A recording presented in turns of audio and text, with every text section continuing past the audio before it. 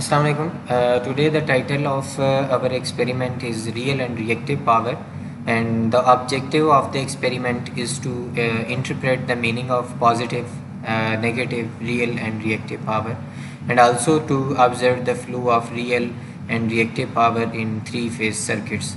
So, what does the interpret meaning of positive, negative and real reactive power is basically we see that when we connect different types of loads, how the power flows and which type of power flows and in which direction the power flows, means whether the power is flowing from source side to load side or the power is flowing from load side to source side.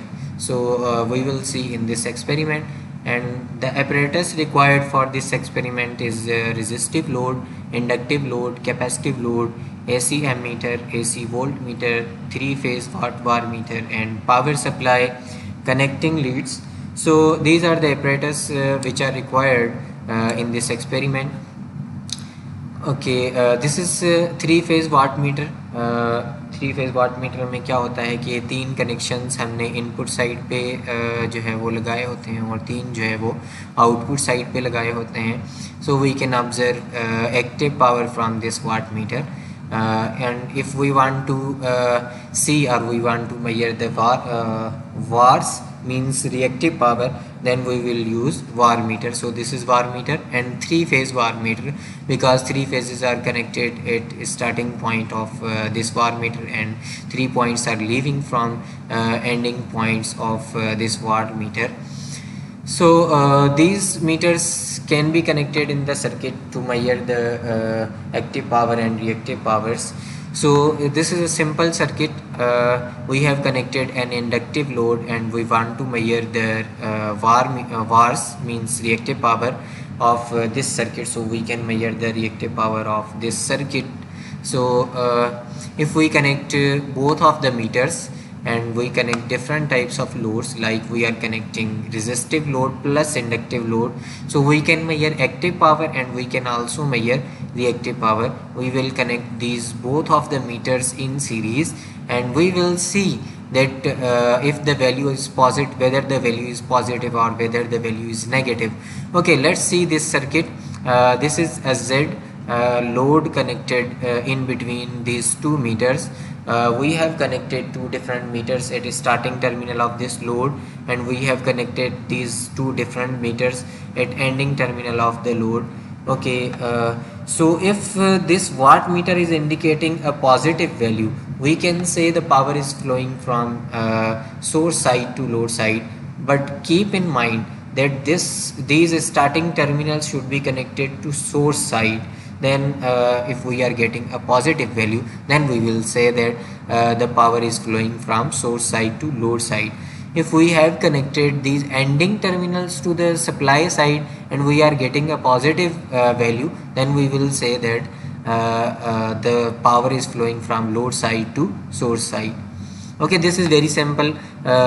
Simply ये समझना है हमने कि connection हमने किस तरह से किए हैं मीटर्स के. अगर तो सोर्स साइड पे हमने स्टार्टिंग पॉइंट्स कनेक्ट किए हुए हैं और हमारे पास वैल्यू जो आ रही है वाट मीटर की वो पॉजिटिव आ रही है, तो जाहिर सी बात है पॉजिटिव डिफ्लेक्शन है. पॉजिटिव डिफ्लेक्शन का मतलब ये है कि पावर लेफ़्ट साइड से राइट हैंड साइड की तरफ फ्लो हो रहा है और जो डायरेक्शन है वो सोर्स साइड से लोड साइड की तरफ है. बट यहाँ पर देखें deflection is from right hand side to left hand side. तो पावर जो है, ये जो रिएक्टिव पावर है वार लिखा हुआ है यहाँ पर, reactive power is flowing from right hand side to left hand side. Means जो पावर है वो अगर तो यहाँ पर हमारे पास सोर्स कनेक्टेड है और इस साइड पे लोड कनेक्टेड है, तो पावर फ्लो हो रही है लोड साइड से सोर्स साइड की तरफ. ये सिंपल है समझना. यहाँ पर भी ऐसे ही होगा कि अगर ये हमारे पास कोई लोड है और इस लोड से दूसरी साइड पे जो है वो सोर्स कनेक्टेड है, तो ये वैल्यू अगर नेगेटिव है तो नेगेटिव वैल्यू का मतलब है पावर इस डायरेक्शन में फ़्लो हो रही है. मींस ये डिफ्लेक्शन भी यहाँ पे यही शो कर रही है कि राइट हैंड साइड से लेफ्ट हैंड साइड की तरफ डिफ्लेक्शन है, तो पावर का जो फ्लो है that is from right hand side to left hand side. और अगर यहाँ पर सोर्स लगा हुआ है देन वी विल पर्टिकुलरली से कि सोर्स साइड से लोड साइड की तरफ पावर फ्लो हो रही है.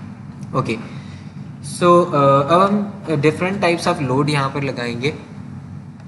मेन जो हमने फोकस करना है वो ये करना है कि यहाँ पर हमने देखना है कि वेदर हमने यहाँ पर सोर्स साइड लगाई है, कनेक्ट की है, या लोड साइड कनेक्ट की है।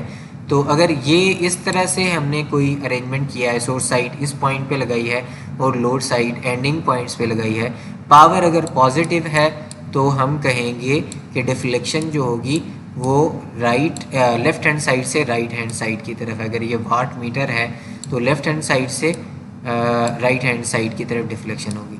और एक और वाट मीटर है जिसमें हमारे पास जो डिफ्लेक्शन है वो राइट हैंड साइड से लेफ़्ट हैंड साइड की तरफ है, ये रेफरेंस पॉइंट है। तो इस केस में हम कहेंगे कि जो पावर है वो लोड साइड से सोर्स साइड की तरफ फ्लो हो रही है, डायरेक्शन ये होगा इनके, और ये पावर जो है वो नेगेटिव शो होगी हमें, ठीक है।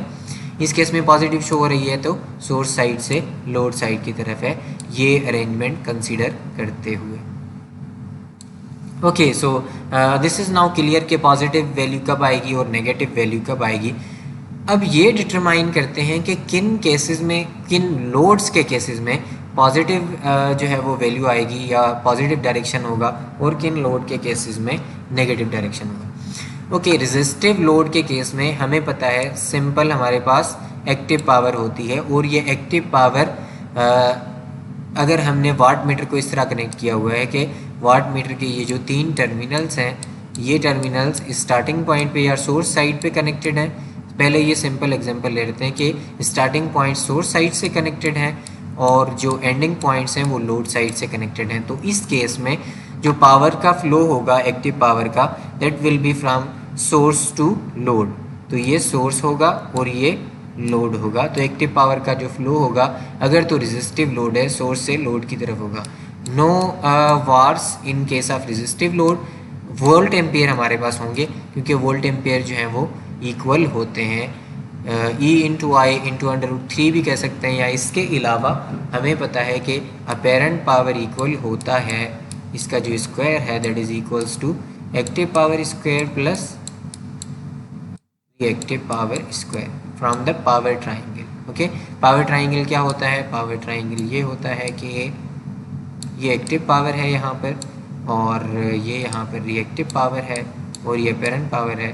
पाइथागोरस थ्योरम लगाएंगे तो यहाँ पर ये हमारे पास एक एक्सप्रेशन डेवलप हो जाएगी। पाइथागोरस थ्योरम क्या है? Hypotenuse square equals to perpendicular square plus base square. Okay, तो वोल्ट एम्पेयर होंगे हमारे पास, जो भी ये वाटेज होंगे उसके इक्वल ही वोल्ट एम्पेयर्स होंगे। इन case of inductive load connection same है, अरेंजमेंट सेम है, तो जो एक्टिव पावर है वो बहुत ही मिनिमम होगी और सोर्स से लोड की तरफ ही फ्लो होगी।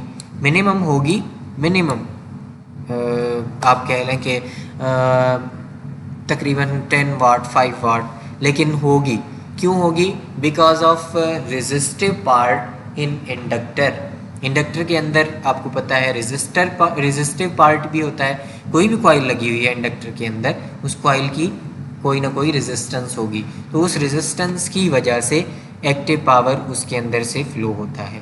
तो एक्टिव पावर फ्लो होगा and the direction will be from source to load. Okay, अगर ये अरेंजमेंट है कि सोर्स हमने स्टार्टिंग पॉइंट पे कनेक्ट किया है और लोड एंडिंग पॉइंट पे कनेक्ट किया है। Now coming towards reactive power.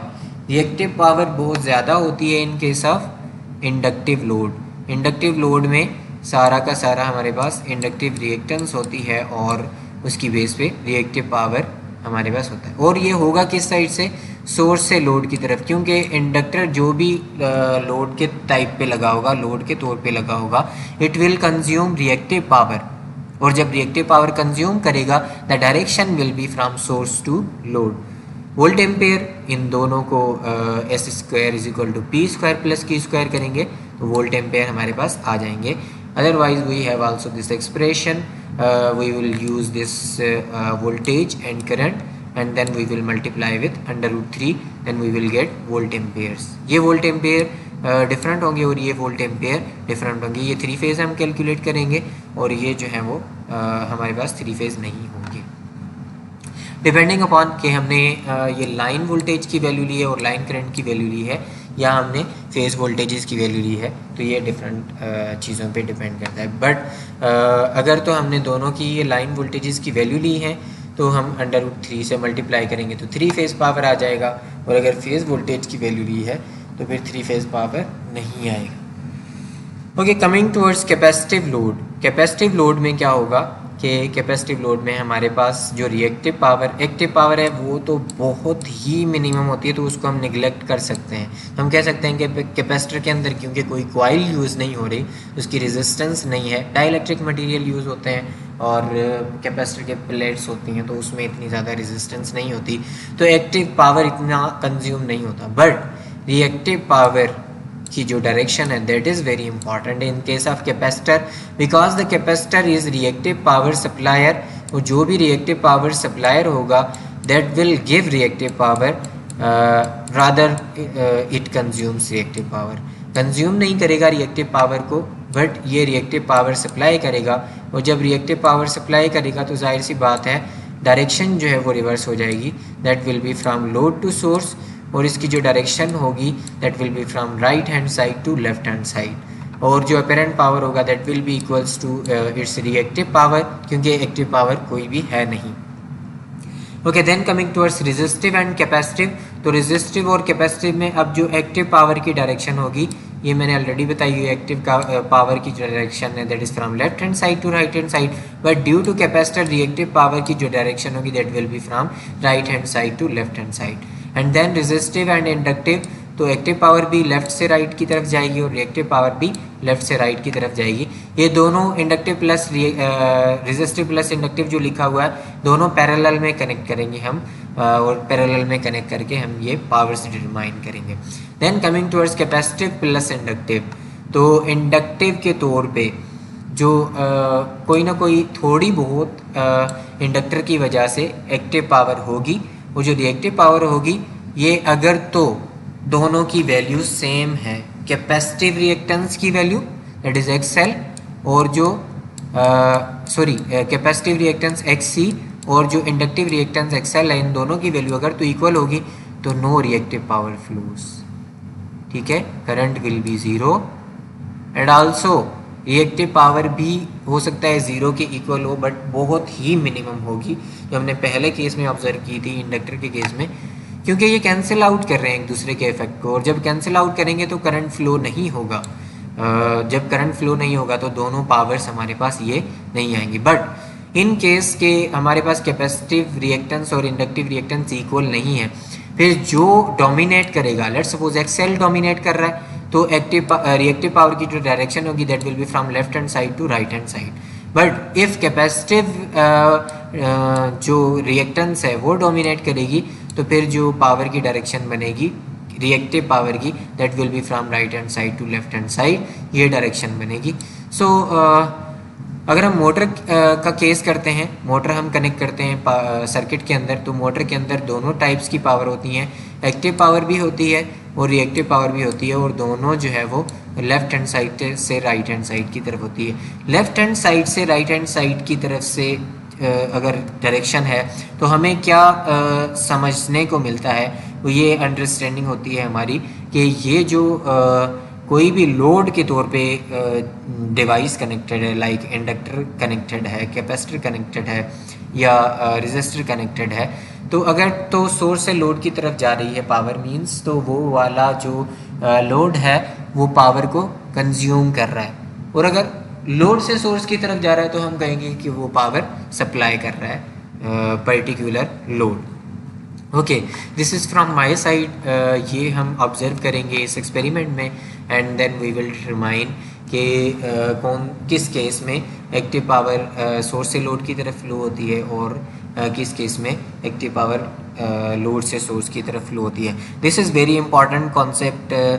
कहीं पर भी अगर हमने ये देखना है किसी भी पावर सिस्टम के अंदर कि एक्टिव पावर की डायरेक्शन क्या है, तो हमें वाट मीटर जो है वो कनेक्ट करने होंगे, वार मीटर्स कनेक्ट करने होंगे, देन वी विल डिटरमाइन कि एक्टिव पावर की डायरेक्शन क्या है और रिएक्टिव पावर की डायरेक्शन क्या है।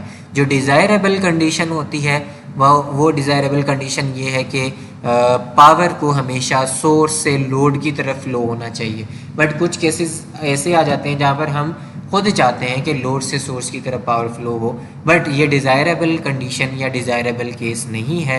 डिज़ायरेबल केस हमेशा सोर्स से लोड की तरफ होता है, और ये एक पावर सिस्टम के अंदर इंडिकेटर भी हो जाएगा कि अगर आपने ऑब्ज़र्व किया कि पहले सोर्स से लोड की तरफ पावर फ्लो हो रही थी तो ये नॉर्मल कंडीशन थी। अब आप ये देखना चाह रहे हैं कि एक केस ऐसा आ गया कि सोर्स से लोड की तरफ पावर फ्लो नहीं हो रही, लोड से सोर्स की तरफ हो रही है। So this is undesirable condition. तो हमें नेसेसरी या प्रिवेंटिव या प्रिकॉशनरी मेजर्स हमें लेने पड़ेंगे कि ये पावर जो है वो लोड से सोर्स की तरफ फ्लो ना हो।